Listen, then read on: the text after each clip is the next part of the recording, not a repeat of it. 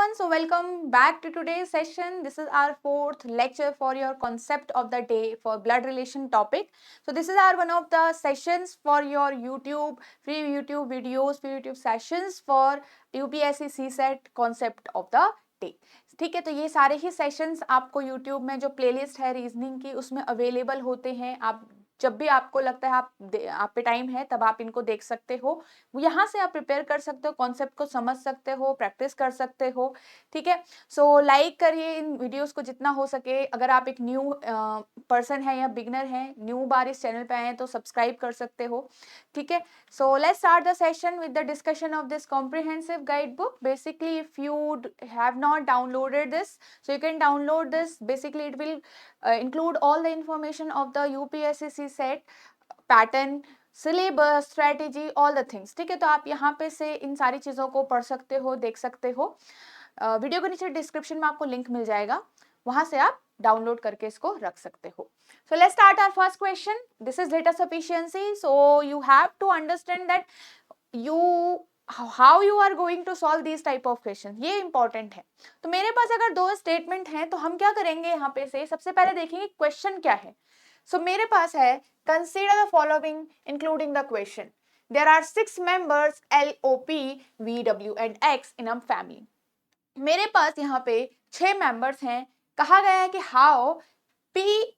how is P's wife, मतलब जो P की वाइफ है is related to X. So how is P's wife is related to X. तो P और P की वाइफ का और X का हमको रिलेशन बताना है.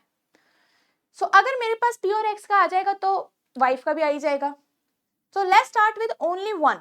मतलब आपको सिर्फ इस पहली लाइन से सॉल्व करना है, दूसरे को भूल जाओ. फिर पहले से नहीं निकलेगा, दूसरे को ट्राई करो. So let's start with first. L is mother of V and O. L क्या है, यहाँ पे V और O की मदर है, तो यहाँ पे बना लेते हैं L is mother of V and O. तो V और O सिबलिंग हो गए. W is the only sister of V. W is the only sister of V. तो अगर W इकलौती सिस्टर है, मतलब यहाँ पे W अगर V की एक ही सिस्टर है तो O को क्या होना पड़ेगा, एक मेल होना पड़ेगा, क्योंकि V एक सिस्टर मतलब W, दूसरा कोई पर्सन जो भी है सिबलिंग में वो mail. X is married to O. जो X है वो मैरिड है O से. तो अगर मैंने यहाँ पे O से मैरिड बना दिया X को, X है ये, ऐसे करके. ठीक है, सो यहाँ पे X is married to O में आपको क्या दिख रहा है कि जो P की वाइफ है वो कैसे रिलेट कर रही है यहाँ पर X से. तो पहले क्या आपका फैमिली ट्री कंप्लीट हो गया? नहीं. अभी यहाँ पे देखिए कि 4-5% आपके पास फैमिली ट्री में है, जो हमारे पास P है वो कहाँ आएगा. अब इसमें इसका मतलब P की वाइफ भी है, तो ये आपका W से भी रिलेट कर सकता है P यहाँ पे. ठीक है, यहाँ पे L से भी रिलेट कर सकता है. इट मींस हमें यहाँ से कोई भी आइडिया नहीं लग रहा है. नेक्स्ट से देखते हैं, P has only one daughter W. P की सिर्फ एक डॉटर है W. तो अगर मैं यहाँ से बनाऊं ऐसे, W is sister of V and O. W जो है वो V और O की सिस्टर है, तो ऐसे करके. अब P की अगर एक ही बेटी है W, तो ये दोनों क्या होंगे, मेल होंगे. X is sister in law of W. X क्या है यहाँ पे, सिस्टर इन लॉ है W की, तो X is sister in law of W. So यहाँ पे X can be married to O here, right. X can be married to V here, मतलब X जो है वो इससे भी मैरी हो सकता है यहाँ पे. ठीक है, और इससे भी मैरी हो सकता है, क्योंकि दोनों मेल है. X एक फीमेल है, W की सिस्टर इन लॉ है, तो किसी से भी मैरिड कर सकता है. अभी यहाँ पे हमें क्लैरिटी नहीं होगी. बाकी चीजें खत्म हो गई, इतना ही डेटा प्रोवाइड था. क्वेश्चन पूछा था कि P की वाइफ से कैसे रिलेट करेगा X. तो अब आप बताइए P की वाइफ कौन होगी, जो यहाँ होगी, राइट. सो ऑब्वियसली P की वाइफ मतलब P एक मेल और इधर एक फीमेल मैरिड. जो भी पर्सन यहाँ P की वाइफ होगी तो वो 1, 2, 3 और 4-5 पर्सन ऑलरेडी हैं. हमारे पास 6% गिवन किए गए हैं फैमिली में, राइट. तो 6% जब आपके गिवन किए गए हैं तो आपका पास जो लास्ट बच रहा है दैट इज L. तो L हमारा कहाँ आएगा, यहाँ पर, क्योंकि L अकेला बचा हुआ है. अब आपके 6 मेंबर्स कंप्लीट होंगे. तो अब आप बताओ कि P की जो जो वाइफ है वो एक्स से कैसे रिलेट करेगी? ऑब्वियसली चाहे एक्स ओ से मैरिड हो चाहे वी से मैरिड हो, आपका जो एल है that will be mother in law. क्या होगा? Mother in law. क्या यहाँ से आप एक स्पेसिफिक आंसर निकाल पाए? यस।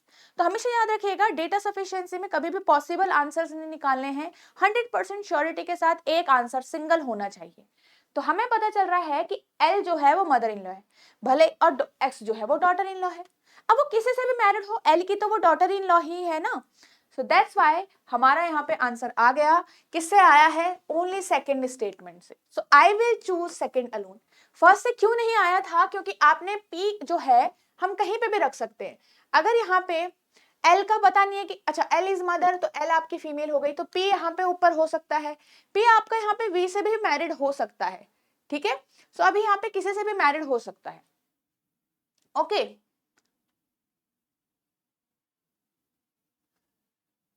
चलिए नेक्स्ट क्वेश्चन देखते हैं। ये हमारा 2022 सीसेट का क्वेश्चन है। This is again in the form of data sufficiency, but it was very easy.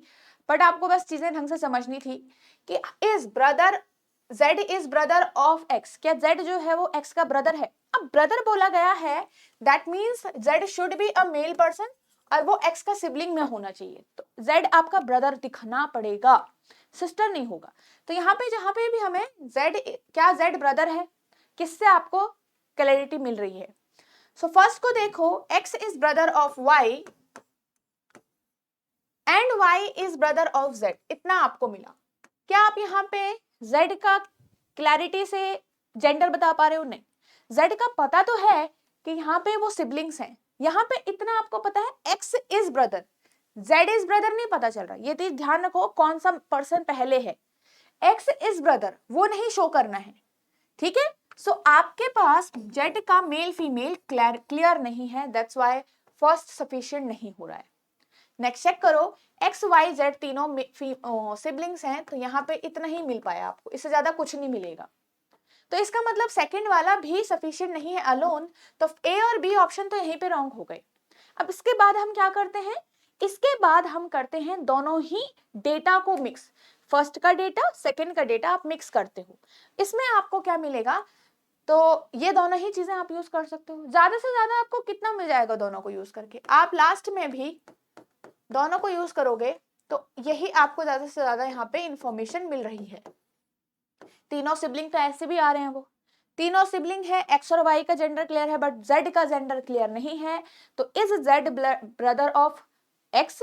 हमें नहीं पता। जेड सिस्टर भी हो सकती है, ब्रदर भी हो सकता है, पर सो क्लियर एक आंसर नहीं है। तो both 1 and 2 are not sufficient हम चूज करेंगे यहाँ पे, ठीक है। अगर आ जाता तो आर सफिशियंट हम चूज करते। नेक्स्ट क्वेश्चन देखते हैं, ये आपका होमवर्क रहेगा यहाँ पे, ठीक है। This will be your homework and I will provide the answer in the next session.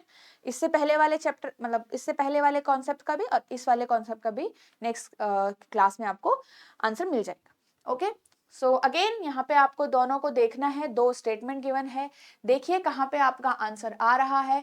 7 members हैं, 3 जनरेशन है, ये चीजें आपको गिवन है। क्वेश्चन पूछा गया है कितने मेल मेंबर हैं, ठीक है। सो तब तक इसको सॉल्व करिए। Now this is the course features है, ठीक है। जो कोर्स के बारे में आपको, या कोर्स के अंदर क्या क्या चीजें आपको प्रोवाइड होती हैं, if someone of you are interested, so आप क्या क्या चीजें आप देख सकते हो इसके अंदर। सो आपकी कॉन्सेप्ट क्लासेस होती हैं जो आपकी रिकॉर्डेड फॉर्म में आपको अवेलेबल होती हैं। तो अगर आप जैसे अगर इस बाई करते हो तो आपको ये चीजें सारी अवेलेबल होंगी, सारी कॉन्सेप्ट क्लासेस आपको मिलेगी, क्वांट्स, रीजनिंग, कॉम्प्रिहेंशन तीनों के लिए, ठीक है। जहां आपको बहुत बेसिक से चीजें सिखाई गई है। अगर आप किसी चीज में वीक हो तो आपको वो चीज इजीली आ जाएगी, ऐसा नहीं है कि ऊपर ऊपर से टच किया गया है टॉपिक्स को, नहीं, ठीक है। तो किसी भी बिगनर के लिए चीजें बहुत आसान रहेगी। यहाँ से आपका जो सिलेबस है आपको और जो टॉपिक्स है उनको कवर करना बहुत आसानी से आप कर सकते हो। यूपीएससी लेवल तक के क्वेश्चन आपके इसमें कवर हो रखे हैं। आपके टेस्ट सीरीज इसमें इंक्लूडेड हैं, आपकी वीकली लाइव डाउट सेशन आपके इंक्लूडेड हैं इसमें, ठीक है। जो आपके डाउट्स अगर आपको आता है किसी भी जगह पे तो आप यहाँ पे पूछ सकते हो, लाइव आपके डाउट्स रिजॉल्व किए जाते हैं। देन लाइव रिवीजन क्लासेस भी होती हैं आपके। अब ऐसा नहीं कि सिर्फ आपको रिकॉर्डेड फॉर्मेट मिलेगा, आपको क्लासेस भी होती हैं। बिफोर एग्जाम आपका लाइव सेशंस कंडक्ट किए जाते हैं जहाँ पे हम क्लासेस लेते हैं, अच्छे से पढ़ाई करते हैं, अच्छे से प्रैक्टिस करते हैं क्वेश्चंस को, ठीक है। सो लाइव रिवीजन सेशंस है बिफोर एग्जाम। उसके साथ साथ आपका यहाँ पे कॉन्सेप्ट क्लासेस, तो दोनों चीज़ों को आप एक साथ रख सकते हो, एक साथ आप अटेंड कर सकते हो।